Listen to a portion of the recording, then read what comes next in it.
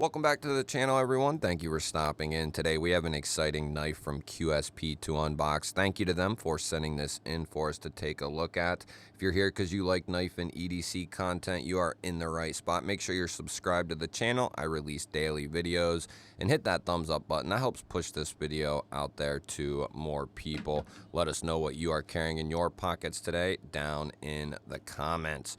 So we got nice packaging from QSP as always, a couple of stickers, information card, and then our knife.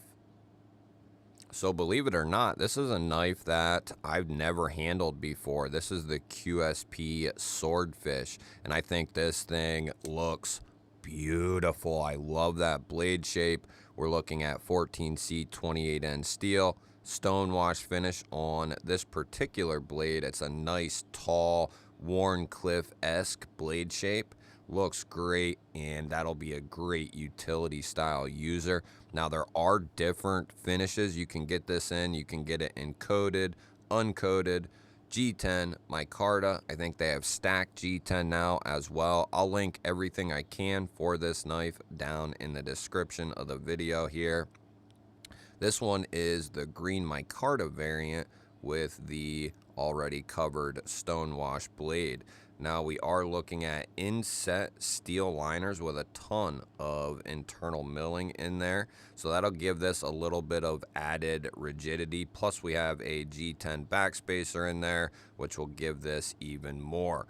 So we have a deep carry pocket clip, a wire pocket clip, and it is going to be reversible. We also have a spot for a lanyard for all the lanyard fans out there. We have dual thumb studs and a rear flipper tab for deployment. And one thing I can say about QSP, or one of the many things I can say, is they aren't just throwing stuff out there and seeing what sticks to the wall. They are refining these designs, and you can tell as soon as you pick one of these up and flick it open, they have the internals dialed in, the spring strength or the proper springs dialed in. Everything just feels very good. I mean, for a button plunge lock, which is what this is, that thing is coming out a hellin' with that flipper tab. Usually it feels a little lackadaisical, or it can, depending on the knife, right? With that flipper tab, but boy, that feels very, very good. Thumb stud action is money. Reverse flick, thumb flick. Let's go ahead and actually see what size knife we're dealing with. Going to be close to, if not a full-size knife, right around 8 inches is what we're looking for. And we got 3.5 inches of cutting edge, just shy of 3.5, and then just shy of 3 3/4 inches overall. And then we are coming down there 8 1/8. So to put that in perspective, we have the Vosteed Raccoon up top here, which is a good sized knife. And then we have the Kaiser Drop Bear down here at the bottom. And you can see the Swordfish is larger than both of these and much more substantial in the handle, along with a taller blade.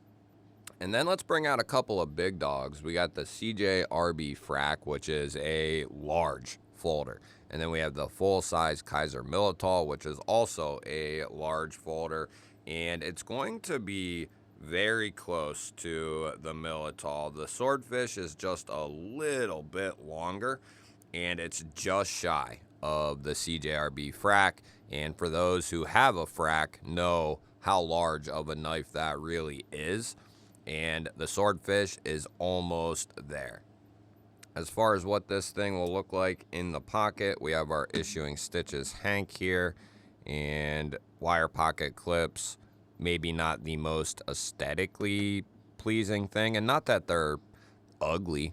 They're just not as good looking as maybe a milled clip, right, would be. But one thing a wire clip is it's very functional and very user friendly, very easy to make it reversible so a lefty can carry it like we have with the Swordfish here.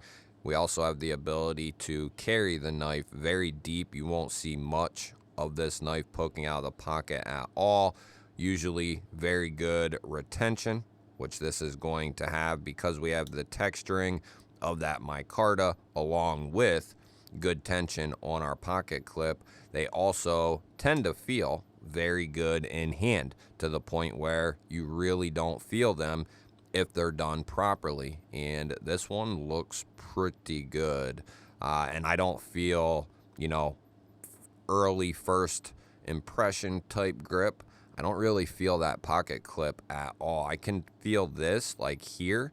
I just know that it's there, but it's not bothersome or anything like that. And the cool thing about this knife is the handle's done in such a way that if you needed more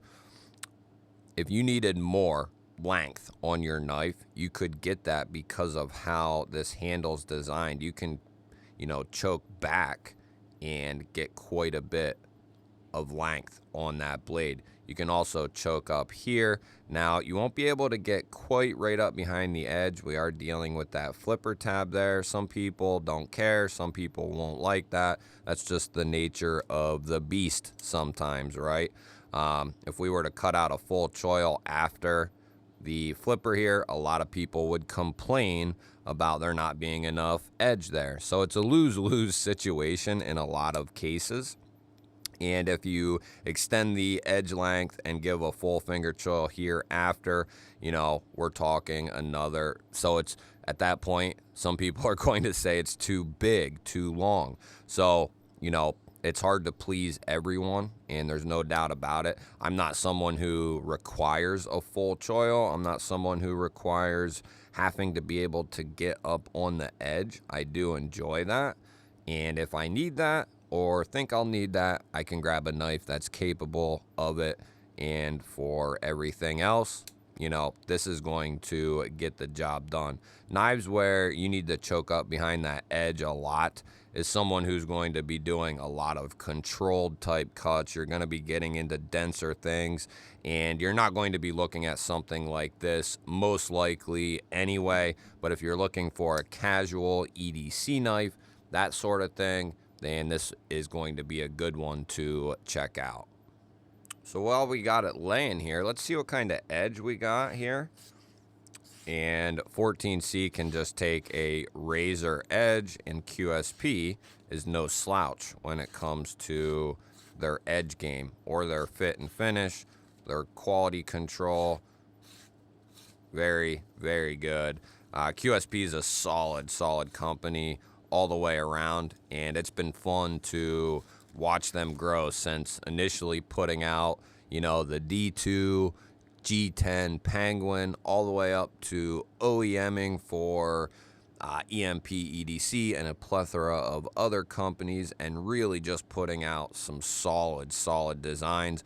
They're still putting out a high quality budget knife, or a more affordable knife. These are going to come in between $65 and $70 depending on which model and where you get it. And I think that is might be a little high on the price by a couple of bucks, but it's on the higher end of acceptable, right? I don't think it's too high. I think a lot of Civivis, a lot of other knives in very similar materials, or even, if you consider G10 less of a material than micarta, I don't know that it's less than, but I prefer micarta over G10 and would pay a few dollars more for micarta, and that's typically how it goes.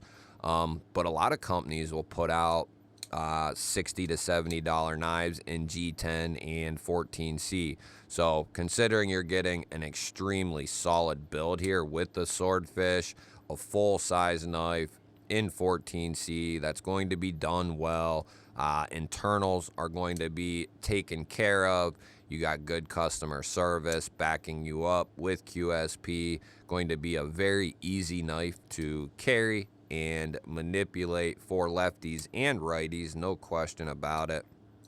The last thing we need to check here is going to be that lock, and is it going to hold up against the spine whacker? You silly buggers, we forgot about a weight check. This is a substantial knife. And we have inset liners. Ooh, I don't know. 4.5, 4.6 maybe. Who knows? 4.1. That's not bad for the size of this thing. 4.1, not bad at all. I'm really surprised I've never checked this knife out. It's one that, I mean, this is a beautiful profile. Not everyone's a fan of Wharncliffe, sheep's foot style blades like this. This is kind of a modified version of both. More of a Wharncliffe because it comes out to that nice pokey tip with the straight edge like that. But a very modified blade shape.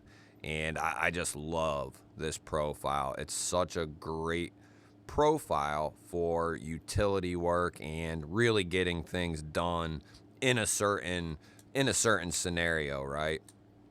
We do have a nicely centered up blade after all that messing around. There's no spring lashing in there. There's no pivot lashing.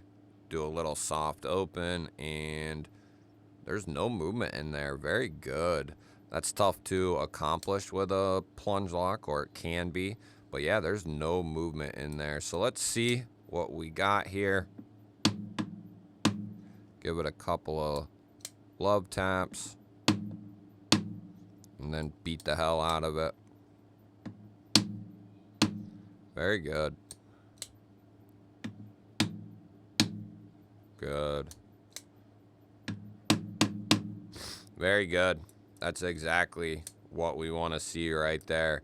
You know, we don't want to know if we can hammer a nail into a tree with the spine, but we do want to know it's not going to just slip off that lock for no apparent reason.